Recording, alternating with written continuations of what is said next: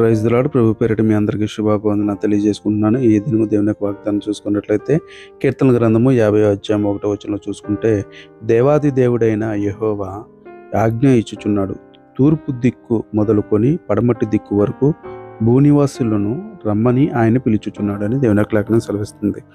అయితే భూమి మీద ఈ దిక్కు మొదలుకొని ఆ దిక్కు వరకు, తూర్పు మొదలుకొని పడమటి వరకు ఎంతమంది అయితే మరి భూమి మీద పుట్టి ఉన్నారో వాళ్ళందరికీ కూడా దేవుని యొక్క సన్నిధిలోకి, దేవుని యొక్క మందిరంలోకి, దేవుని యొక్క ఆజ్ఞలోకి, దేవుని యొక్క ఆలోచనలోకి రమ్మని ఒకరిని ఇద్దరు కాదు, అందరినీ పిలుస్తున్నారు. కాబట్టి ఈ సువార్త కొంతమందికో కొన్ని వర్గాలకో కాదు, సమస్త భూ ప్రజలందరికీ ఇది వర్తిస్తుంది.